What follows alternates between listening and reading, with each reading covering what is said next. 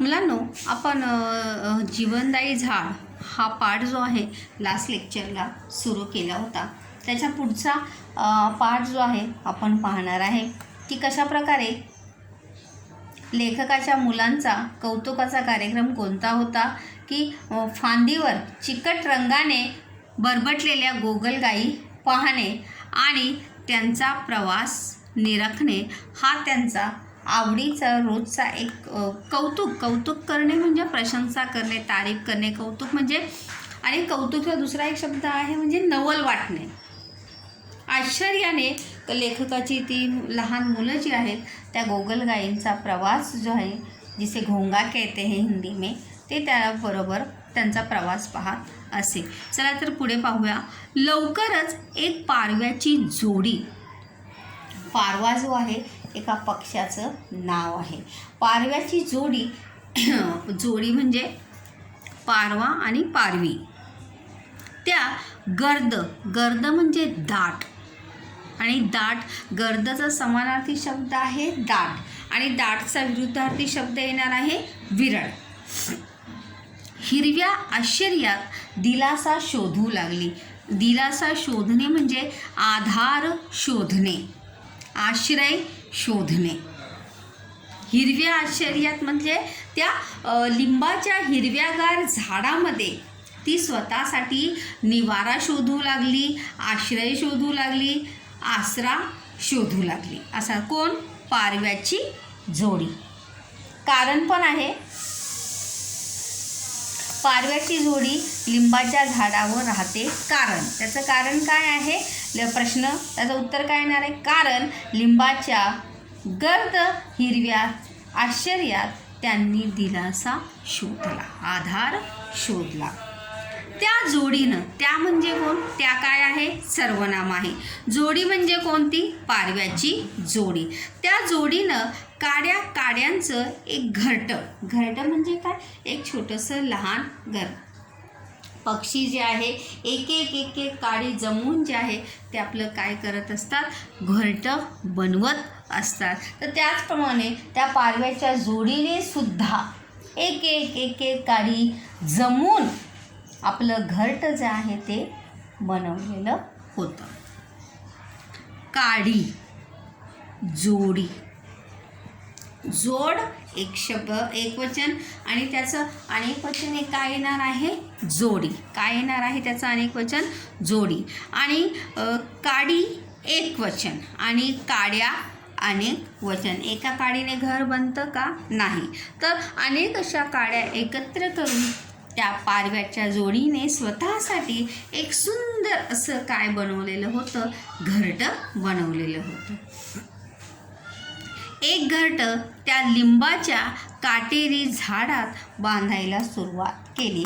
आता पारव्याच्या जोडीने आपलं घर कोठे बांधायला सुरुवात केली? लिंबाच्या काटेरी झाडात. कुठे सुरुवात केली? लिंबाच्या काटेरी झाडात. लिंबाचं झाड काय असतं? काटेरीच असतं. त्या झाडाला बांधायला सुरुवात केली. खिडकीतून किंवा दारातून हळूच पाहिलं की गुंजांच्या डोळ्यांची, गुंज म्हणजे खूप लहान, आपण म्हणतो ना गुंजभर सोनं, तर गुंज म्हणजे खूप लहान, मोजता येणार नाही इतकं छिपकं. एक छोटासा बिंदू होता, एक छोटासा एकदम टिपका होता आहे, त्याच्यापेक्षाही लहान. त्याला म्हणतात गुंजाच्या डोळ्यांची. की गुंजांच्या डोळ्यांची लुकलुकत्या नजरेची पारवी दृष्टीस पड़ी. जैसे अभी मैंने लिंग बदल के वहाँ पर आपको बताया था कि पारवा पुल्लिंग, आणि त्याचं स्त्रीलिंग बदलून काय होणार आहे? पारवी. तर पारवीची वैशिष्ट्ये जे आहेत ते काय आहे? दोन वैशिष्ट्ये या ठिकाणी आपल्याला पाहायला मिळणार आहेत. हे बघा, पारवीची दोन वैशिष्ट्ये बघा. इथे आहे गुंजांच्या, मी अंडरलाईनच करते म्हणजे तुम्हाला लक्षात येणार आहे. गुंजांच्या डोळ्यांची आणि लुकलुकत्या नजरेची. ही त्याची काय आहे, 2 उत्तरं आहेत. ही पारव्याची काय आहे, वैशिष्ट्ये आहे. भोवतालच्या रखरखीतून, रखरखीत म्हणजे कडक ऊन, कडक उन्हाळा.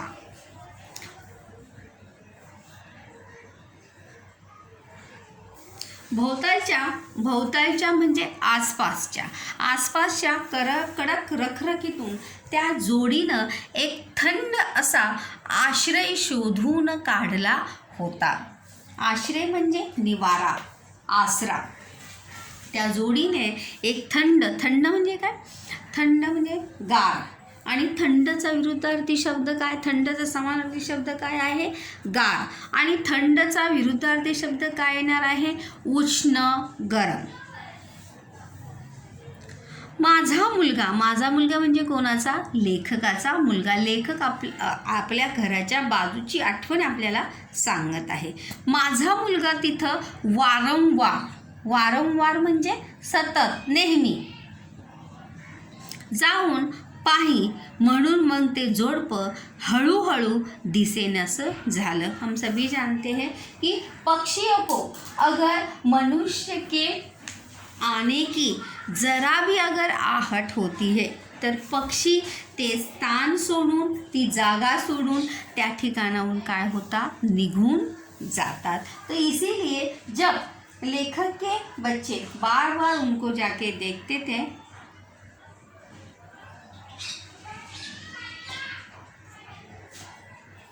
तो वहाँ से क्या हो गए, हळू मतलब जोडपं या शब्दाचा अर्थ काय आहे, पती पत्नी, पारवा आणि पारवी. हळूहळू धीरे धीरे करके वो वहाँ से क्या हो गए, दिखाई देना बंद हो गए. क्योंकि जहाँ पे मनुष्य बार बार जाता है वहाँ पे पक्षी जो है वहाँ पर रहते नहीं. चिमण्या यानी चिडिया. चिमणी एक वचन आणि चिमण्या अनेक वचन. लक्षात द्या, चिमणी एक वचन आणि चिमण्या अनेक वचन. चिमण्या आणि इतर पक्षी यांनी ते झाड नेहमी गजबजलेलं असलं म्हणजे नेहमी भरलेलं असणं. हमेशा त्या लिंबाच्या झाडावर काय बसलेले असत, पक्षी बसलेले असत. काय बसलेले असत, पक्षी बसलेले असत. आणि नेहमी त्या झाडावर विविध प्रकारचे पक्षी जे आहेत ते बसलेले दिसत. गजबजलेले असणं म्हणजे चहकलेलं असणं. जणू गात बहरत संगीतमय झाड. जणू गात बहरत संगीतमय झाड. प्रश्नसुद्धा आहे की लेखकाने झाडाला कोणती उपमा दिलेली आहे. लेखकाने झाडाला कोणती उपमा दिलेली आहे.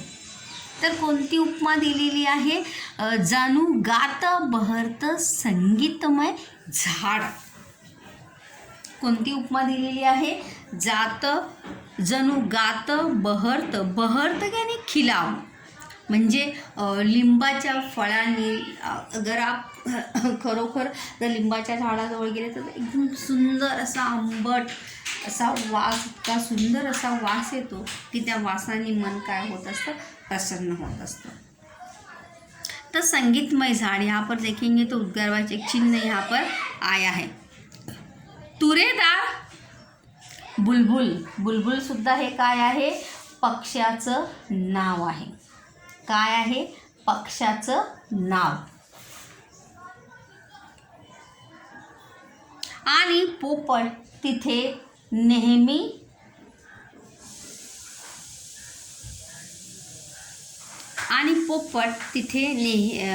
पोपट नेहमी तिथं दिसत.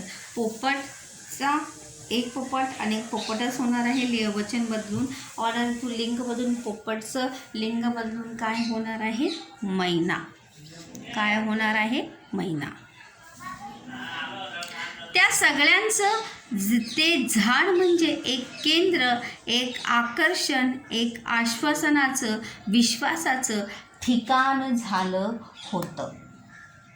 बघा, प्रश्न पण आहे की झाडांसाठी पक्ष्यांसाठी ते झाड काय झालं होतं, तर काय झालं होतं, ते झाड म्हणजे केंद्र म्हणजे सेंटर, एक आकर्षणाची गोष्ट झाली होती, एक आश्वासन म्हणजे काय, की तिथे गेल्यानंतर आपल्याला काय मिळणार आहे, आश्रय मिळणार आहे, आधार मिळणार आहे, थंडगार म्हणजे सगळ्यांपासून वाचून आपण तिथे शकतो अशी असा आश्वासन जे आहे, आधार जो आहे तो त्यांना मिळत होता. विश्वास म्हणजे कोणता विश्वास होता पक्ष्यांना त्या झाडाविषयी, की आपल्याला या ठिकाणापासून म्हणजे या ठिकाणी आपल्याला कोणीही आपलं नुकसान इथे आपलं होणार नाही. कलकलाट आणि गजबजाट. बघा प्रश्न पण आहे की उतार्यात आलेल्या 4 पक्ष्यांची नावे. उतारात आलेल्या 4 पक्ष्यांची नावे. आतापर्यंत तर इथे 3 आलेले आहेत, आपण 3 बघूया. एक तर आहे चिमणी. चिमण्या लिहायचं नाही, काय येणार आहे चिमण्या. त्यानंतर आहे बुलबुल आणि पोपट. काय आहे 3 इथे आलेले आहे. चौथंचं जे नाव आहे ते आहे फुलचुके. फुलचुके म्हणजे बघा फुलावर जे जैसे भोरे की तरह मंडराते रहते तितलिया वगैरे, त्याला म्हणतात फुलचुके. फुलामधून जे शोषून घेतात ते. कलकलाट आणि गजबजाट.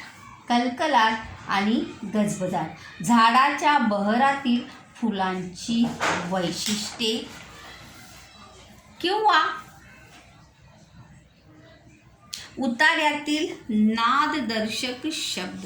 नाददर्शक यानी जिसे हम इंग्लिश में क्या कहते हैं, राइमिंग वर्ड्स कहते हैं, समान तुक वाले शब्द कहते हैं. तर तो कोणता शब्द आहे उतार्यात आलेला, कलकलाट आणि गजबजाट. कोणता आलेला आहे, कलकलाट आणि गजबजाट. त्या झाडानं जणू अनेक पक्ष्यांना जगण्यासाठी नव आश्वासक निमंत्रण दिलं होतं. मानो ऐसा प्रतीत हो रहा था कि त्या लिंबाच्या झाडाने अनेक पक्ष्यांना, मतलब इतने सारे पक्षियों को जीवन जीने का एक आश्वासन, मतलब एक दिलासा दिया था, एक आश्वासक वचन मानो दिया हो कि हम अगर तुम यहाँ पर आए हो तो तुम्हारी जान को कोई खतरा नहीं है या तुम्हें कोई भी नुकसान पहुँचा सकता नहीं. ते आश्वासन कंठोकंठी. कंठ म्हणजे आवाज आणि कंठोकंठी दूरपर्यंत म्हणजे कंठोकंठी म्हणजे एकातून दुसऱ्याला समजलं, म्हणजे एक गोष्ट दुसऱ्याला समजणे. त्याचा अर्थ आहे कंठोकंठी म्हणजे एकाकडून दुसऱ्याला ती गोष्ट समजणे, त्याला म्हणतात कंठोकंठी. म्हणजे सगळीकडे ती गोष्ट जी आहे वातावरणामध्ये पसरलेली होती. ते आश्वासन कंठोकंठी दूरपर्यंत पोचून भोवतालच्या तप्त म्हणजे काय, गरम, उष्ण. तप्त्याचा समानार्थी शब्द काय आहे, उष्ण. वातावरणातून अनेक पक्षी त्या एकमेव थंड झाडाकडं थव्यानं येत असल्याचं माझ्या लक्षात आलं. म्हणजे त्या ठिकाणी एकच असं हे लिंबाचं थंडगार असं झाड होतं की त्या झाडाकडे थवा म्हणजे काय, समूह. पक्ष्यांच्या समूहाला काय म्हणतात, थवा. पक्ष्यांच्या समूहाला काय म्हणतात, थवा.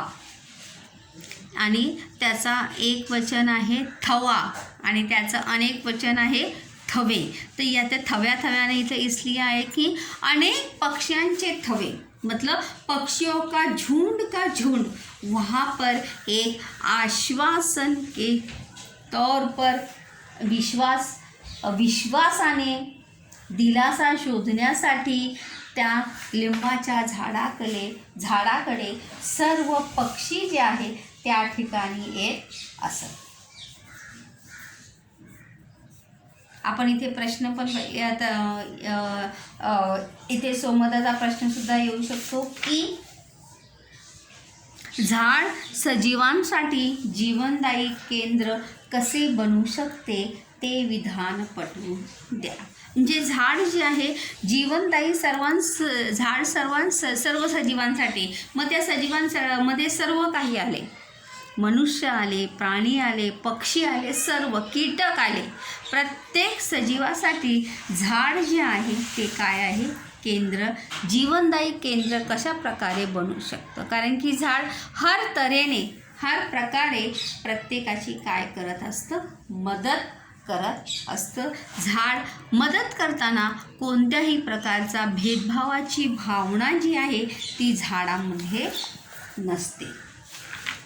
पुढे पाहणार आहोत आपण.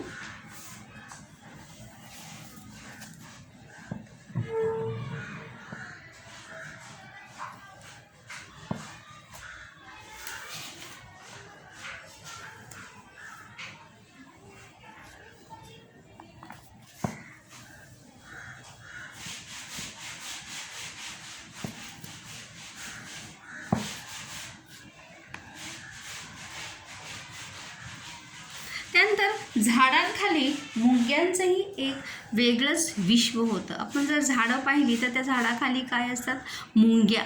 मुंग्या यानी चीटी. प्रश्न पण आहे की झाडांच्या सानिध्यातील 4 कीटक. आपण पक्षी पाहिले, चिमण्या, बुलबुल, पोपट आणि फुलचुके. बघा या ठिकाणी फुलचुके हा शब्द बघा इथे आलेला आहे. फुलचुके म्हणजे फुलपाखरासारखाच एक बघा, आपण त्याला हेलिकॉप्टर वगैरे म्हणतो. तर तसे ते कीटक जे असतात जे फुलातील परागकण जे आहेत ते काय करत असतात, शोषून घेत असतात. त्याला म्हणतात फुलचुके. आणि मुंग्या हे काय आहे, अनेक वचन. आणि मुंगी त्याचं काय आहे, एक वचन. मुंग्यांचं एक वेगळंच विश्व होतं. झाडाखाली जर पाहिलं तर आपल्याला मुंग्या ज्या आहे वेगवेगळ्या खूप मुंग्या आपल्याला पाहायला मिळतात. तो एक कीटक आहे. अनेक रंगी किडेसुद्धा त्या दलदलीत होते. दलदल म्हणजे काय, पाण्याची साचलेली जागा. तिथे सतत ओलावा असे, काय असे, तिथे सतत ओलावा असल्यामुळे त्या ठिकाणी सतत काय असे, पाणी असे. काय असे, पाणी असे. आणि त्यामुळे दलदल म्हणजे चिखल. एकदा पाहत असताना सापाची कात आढळून आले. हम सभी जानते की साप जो आहे नेहमी आपली कात टाकत, म्हणजे हमेशा वो नया आपलं आवरण काढून हमेशा नया कातडी जी आहे ती धारण करत असतो. झाडांवर खारीची वस्ती तर होतीच. खार याने गिलहरी. खारीची, वापे खार आणि खार एक वचन आहे. आणि खारी एक, खाणेवाली खारी नाही, खारी म्हणजे गिलहरी. वस्ती तर होतीच, पण थंड सावलीत कुत्रीही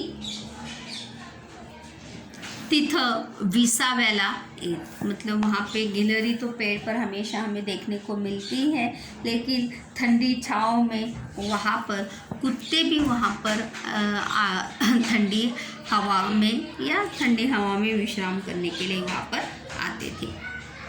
फुलांपासून ते फळांपर्यंतचा सगळा जीवन प्रवास त्या झाडाचा मला पाहायला मिळाला नाही. फुलांपासून, कारण की लिंबू येण्याआधी त्या ठिकाणी त्याआधी काय येतात, फुलं येतात. काय येतात, फुलं येतात. जिस प्रकार से आम आने से पहले ते सफेद रंगाची फुलं येतात आणि नंतर तिथे काय येतात, फळ येतात आंब्याची. तो उसी प्रकार से वहाँ पर भी पहले फूल आते हैं फिर फळ आते. लेकिन लेखक वहाँ पर कहते कि तो जीवन प्रवास जो आहे तो झाडाचा मला पाहायला मिळाला नाही. प्रश्न पण आहे की कोणता प्रवास लेखकाला पाहायला मिळाला नाही. तर कोणता प्रवास, फुलापासून फळापर्यंत. ही 2 त्याची उत्तर आहे. फुलापासून फळापर्यंत. परंतु शेवटच्या बहरात फुलं लागलेली पाएंगे, लेकिन अंतिम समय में बहर म्हणजे खिलना, खिले हुए फूल देखने का अंतिम समय में लेखक को वहाँ पर ये अवसर जरूर प्राप्त हुआ था. फुलांची वैशिष्ट्ये सुद्धा आहेत बघा. प्रश्न पण आहेत की झाडातील बहरातील फुलांची वैशिष्ट्ये. काय प्रश्न आहे? झाडातील बहर येणे म्हणजे फुले खिलणे, खिले हुए फूल. तर बहरातील वैशिष्ट्ये काय होती पहा. ही फुलं चिमुकली. पहिलं उत्तर काय आहे? चिमुकली. मी अंडरलाईन करते म्हणजे तुमच्या लक्षात राहणार आहे. काय? चिमुकली. पहिलं उत्तर काय आहे? चिमुकली. नंतर आहे प्रश्न काय होता? झाडाच्या बहरातील फुलांची वैशिष्ट्ये. तर पहिलं उत्तर काय आहे? चिमुकली. त्यानंतर दुसरं उत्तर आहे मंद गोड वासाची. जैसे कि अभी मैंने कहा की सुंदर असा आंबट गोड असा वास, आंबट असा वास जो आहे त्या फुलांतून येत असतो.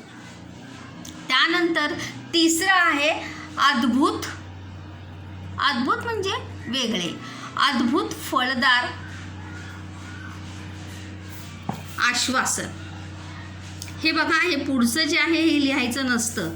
हम जो पैसेज से जो उत्तर हम ज़रूर एक पीरियड वो पैसेज ढूंढने का लेंगे, तो लेकिन वहाँ पर जो है हमें प्रश्न जो है वहाँ पर आश्वासन ये आगे का उसे लिखना नहीं है. त्यामुळे फुलांमुळे पंखधारी चिमुकल्या पर्या आल्या.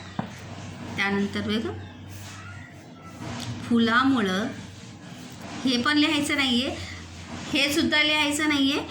पंखधारी चिमुकलिया पर्या, जैसे तितलियाँ वगैरह कीटक, जैसे अभी मैंने बताया था, ऐसे बहुत सारे कीटक होते हैं जो फूलों के पौधों पर या झाडांवरती काय असतात? फिरत असतात. तर अशा पर्या म्हणजे काय? छोटे छोटे कीटक. ही 4 जी आहे ती त्याची काय आहे? वैशिष्ट्ये आहे.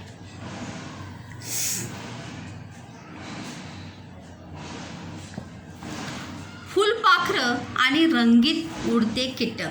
फुलपाखरं आणि रंगीत उडते कीटक. लिंबाच्या भोवती असलेले प्राणी.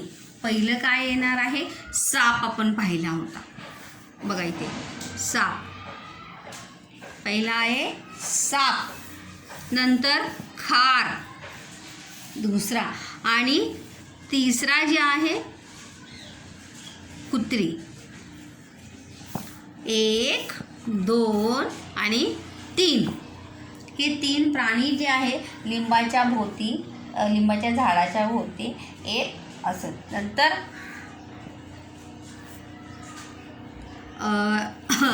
कीटकसुद्धा आपण पाहिलेले आहेत. कोणकोणते कीटक त्या ठिकाणी आलेले आहेत? झाडाच्या सानिध्यात असलेले 4 कीटक. मुंग्या, फुलपाखरे बघा, मुंग्या, एक मुंग्या, नंतर फुलपाखरं, मधमाशा,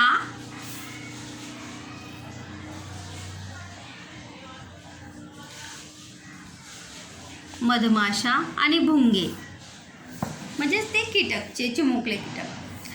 फुलपाखरं आणि रंगीत उडते कीटक, फुलचुखे, चिमुकले पक्षी आणि भुंगे. फूल पे देखो भौरे जो है मंडराते रहते हैं. तर तशा प्रकारे हे 4 झाडाच्या सानिध्यातील 4 कीटक. पहिलं काय आहे? मुंग्या. हे बघा, 1 मुंग्या, 2 फुलपाखरे, 3 भुंगे आणि 4 मधमाशा. अशा प्रकारे ही 4 कीटक जे आहेत ते झाडाच्या सानिध्यामध्ये येत असत किंवा येत होते. मधमाशांचं पोळं. मधमाशांचं पोळं याने मधमक्खी का छत्ता जो रहता है त्याला म्हणतात पोळं. काय म्हणतात? पोळं. पोळं रचलं जाऊ लागलं तेव्हा मात्र खिडकी लावून घ्यावी असं वाटू लागलं। की हम सभी जानते हैं कि अगर हमने मधुमक्खी के छत्ते को अगर छू लिया तर मधमाशा आपल्यावर काय करतात, अटॅक करतात, आपल्याला मधमाशा काय होऊ शकतात, चावू शकतात। मधमाशी एक वचन आणि मधमाशा त्याचं काय आहे, अनेक वचन आहे। पण त्या माशांनी कधी कुणाला दंश केला नाही। दंश करणे हा सुद्धा एक वाक्यप्रचार आहे। दंश करणे म्हणजे चावा घेणे किंवा चावणे हा सुद्धा वाक्यप्रचार आहे। परंतु त्या मधमाशांनी कधीही कोणालाही दंश केला नाही। पुढे पाहूया आपण।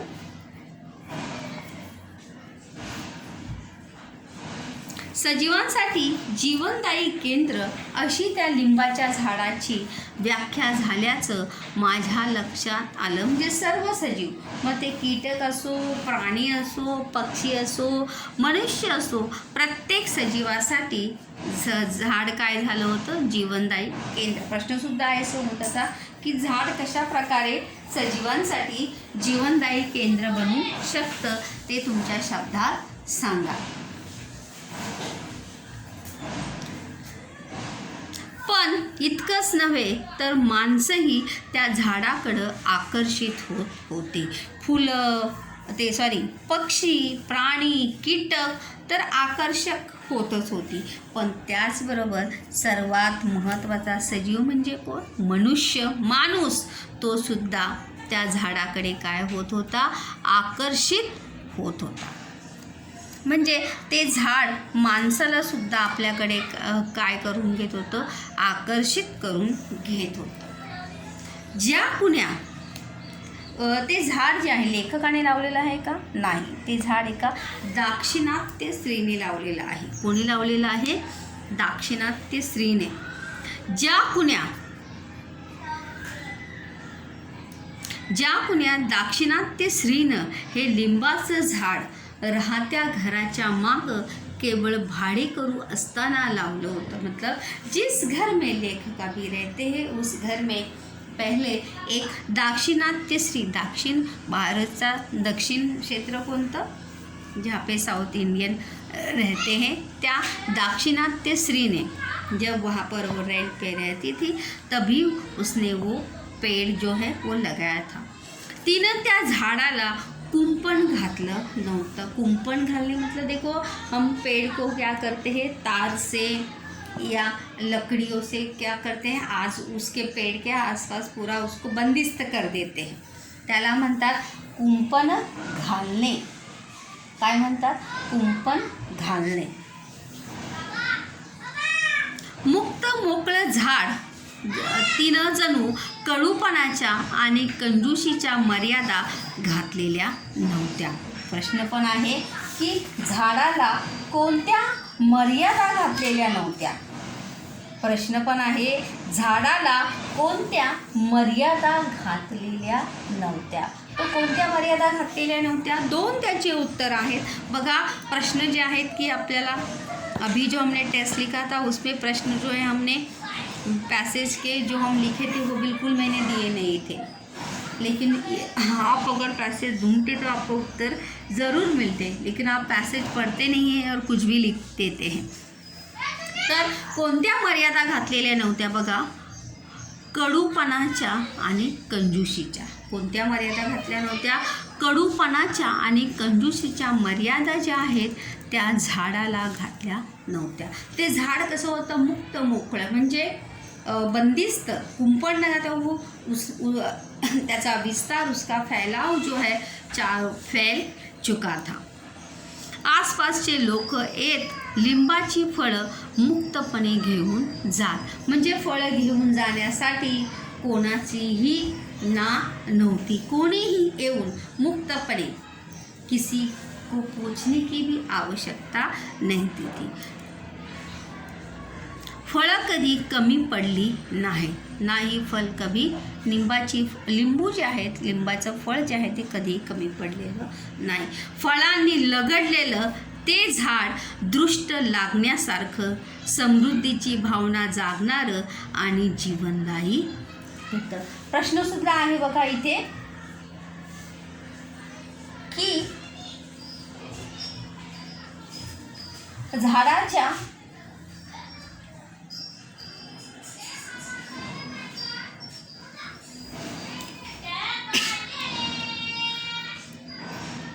झाड दृष्ट लावण्यासारखं होतं. म्हणजे त्या झाडाला दृष्ट लागणे म्हणजे नजर लागणे. वाक्यप्रचार पण आहे.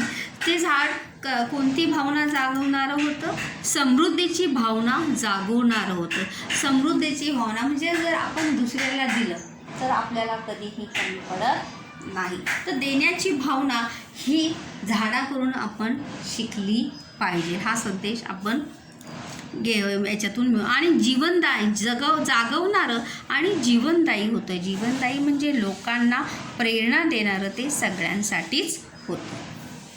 म्हणजे असं की माणूस, पशु, पक्षी, कीटक, साप, कुत्री आणि खारी, गोगलगाई अशा सगळ्यांनाच ते आकर्षून घेत असे. जसे की मैंने अभी कहा की झाड जे आहे ते सगळ्यांना आपल्याकडे आकर्षित करून घेतं. मग ते कोणतेही झाड असो. भोवतालच्या काहिलीतील, काहिली म्हणजे उन्हाळा, काहिली म्हणजे काय? उन्हाळा, गरमी.